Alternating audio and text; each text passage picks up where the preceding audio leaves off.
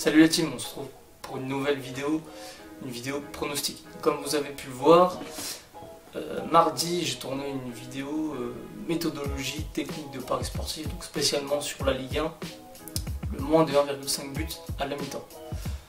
Donc cette technique là je l'ai surtout utilisée l'année dernière où ça marchait plutôt pas mal. Je vous avoue qu'en ce début d'année je ne l'ai pas trop testé, tout simplement parce que j'ai du mal à parier sur la Ligue 1. C'est très serré, c'est très incertain, mais voilà, ça c'est une technique en choisissant ses équipes correctement et en se basant sur les statistiques et en regardant les matchs où on peut tirer son épingle du jeu et gagner quand même pas mal de pronostics. Donc c'est parti pour le pronostic, donc ça sera un combiné de 2 matchs. Donc on part sur le premier match qui sera entre Nîmes et Nantes. Et donc pour ce pronostic là, je ne vais pas vous donner des statistiques entre guillemets classiques, je ne vais pas me baser sur les résultats, sur le classement, voilà. Donc là on part tout de suite sur les meilleures attaques et les meilleures défenses entre guillemets. Donc Nîmes a mis 12 buts en 16 matchs et on a encaissé 28 en 16 matchs. Quant à Nantes, ils ont mis 15 buts en 17 matchs et on a encaissé seulement 16 pour autant de matchs. Donc là, on va prendre la statistique qui pour moi est quand même la plus importante pour ce pronostic-là. Donc ça va être en fait le pourcentage de matchs qui s'est terminé donc en moins de 1,5 buts pour chaque équipe.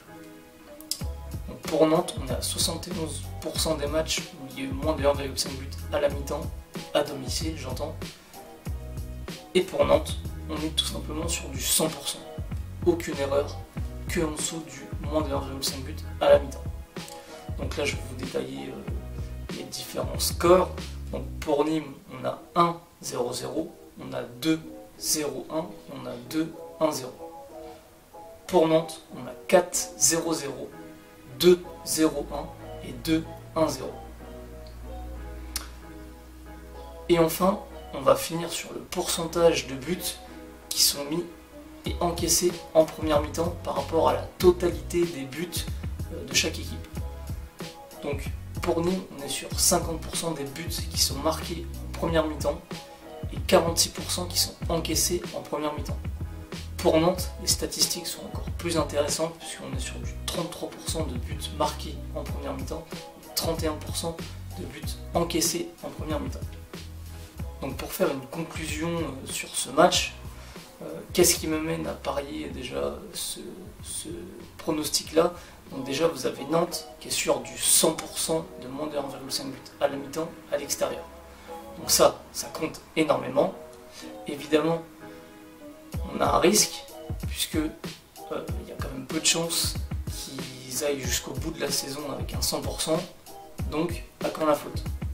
On espère que ce ne soit pas pour ce match là. Donc les statistiques sont bonnes puisque vous avez environ 30% de leurs buts encaissés et marqués qui sont en première mi-temps, donc ce qui fait entre guillemets très peu. Moi pourquoi je suis parti sur ce pronostic là? Donc vous avez une équipe de Nantes qui met tout simplement peu de buts et qui en encaisse très peu. Vous avez une équipe de Nîmes qui met très peu de buts, mais en revanche qui en concède pas mal. Donc moi ma prédiction ça serait peut-être un 2-0 pour Nantes. Donc je vois pas Nantes claquer 2 buts en première mi-temps notamment. Donc voilà. Donc pour ce pronostic là, pour moi c'est validé, les statistiques vont dans ce sens là. Donc à part si Nantes arrive à prendre le dessus dès le début du match et que ce soit un carnage et qu'il y ait 5-6-0, pour moi le pronostic va passer assez facilement. On passe ensuite au deuxième match. Donc, le deuxième match est entre Toulouse et Reims. On va prendre les mêmes statistiques que pour le premier match. Donc Toulouse a marqué 19 buts en 17 matchs et on a encaissé 35 et donc c'est la pire défense de Ligue 1. Ensuite 14 buts marqués pour Reims et seulement 9 buts encaissés. Et donc là on est sur la meilleure défense du championnat.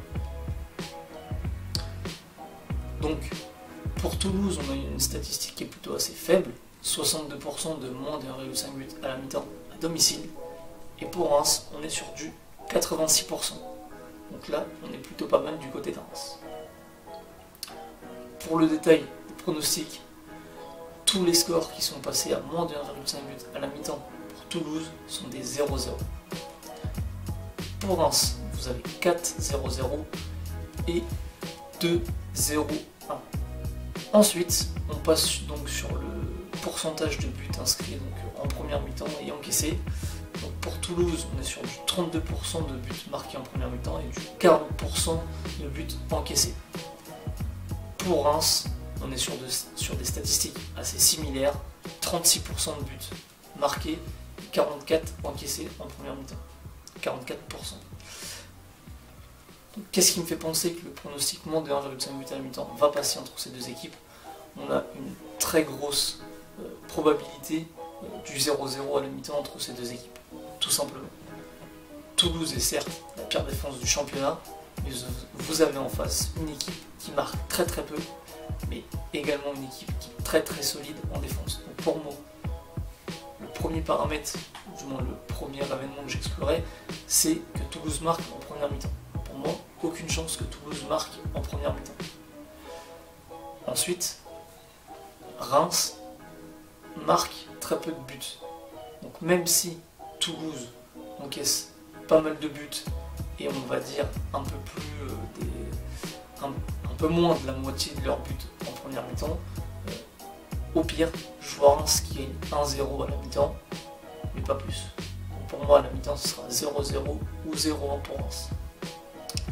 Donc voilà, donc là, pour la totalité de ce combiné, on est sur une cote à 1,58 qui devrait pour moi passer assez facilement.